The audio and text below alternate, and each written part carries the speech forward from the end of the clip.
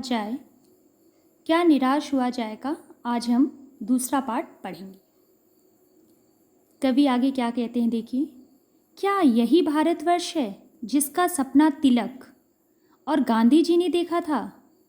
विवेकानंद और राम तीर्थ का आध्यात्मिक ऊंचाई वाला भारतवर्ष कहाँ है?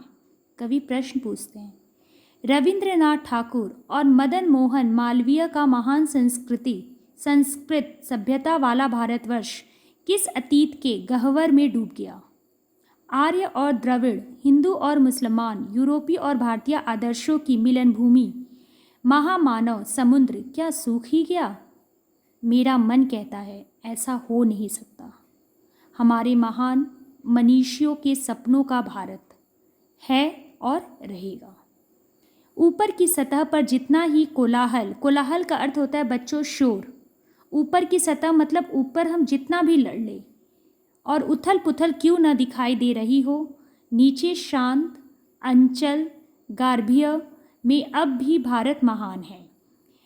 कवि कहते हैं कि ऊपर से भारतवर्ष में कितना भी अधिक शोर क्यों न हो, लेकिन गह्वर, यहाँ पे देखिए ये जो शब्द है कि अंचल गार्भिय में अब भी, ठीक है, अंचल गार्भिय, ठीक है। कवि कहते क्या है कि अभी भी हमारे मतलब अंदरूनी जो है क्या है, शांति है। अर्थात हम ऊपर से कुछ भी देखें लेकिन ऐसा नहीं है।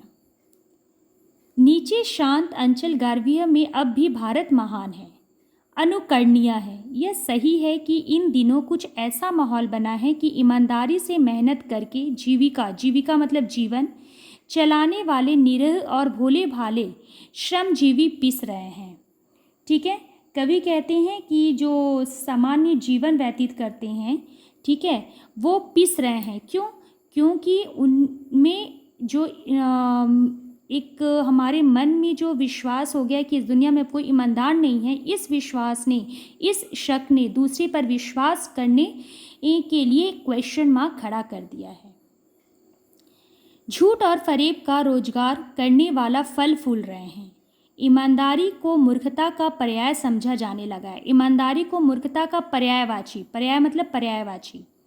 सच्चाई केवल भीरू और बेबस लोगों के हिस्से पड़ी है। ऐसी स्थिति में जीवन के महान मूल्यों के बारे में लोगों की आस्था ही हिलने लगी है।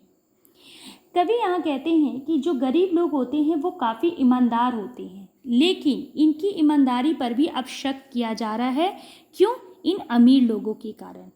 उन कुछ लोगों ने इस तरह की करतूतें कर दी हैं कि ईमानदारी शब्द अब डर लगने लगा है। कवि ये सारे फर्स्ट पेज में जो भी 2 पैराग्राफ में पूछते हैं वो हमसे प्रश्न पूछ रहे हैं। बात नई नहीं है, पर इसकी विभत्सना शायद पहले कभी इतनी विकराल होकर नहीं प्रकट हुई।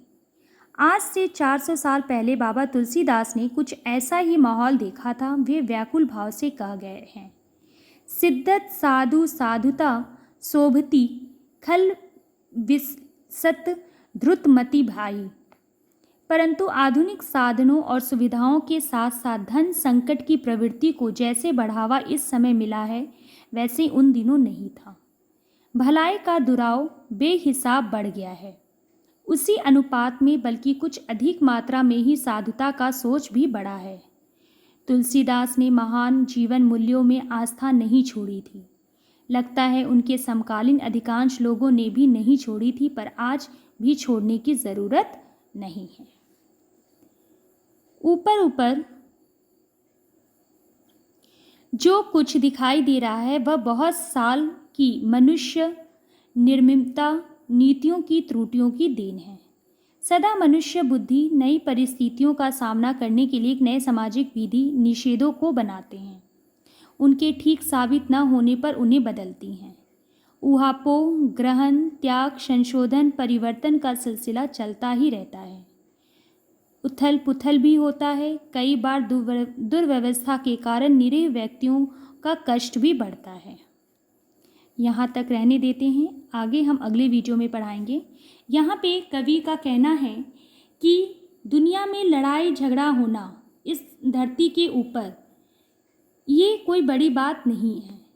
हम ऊपर से कितने भी कठोर दिखे पर आज भी भारतवर्ष क्या है, महान है। इसकी महानता को हम नकार नहीं सकते।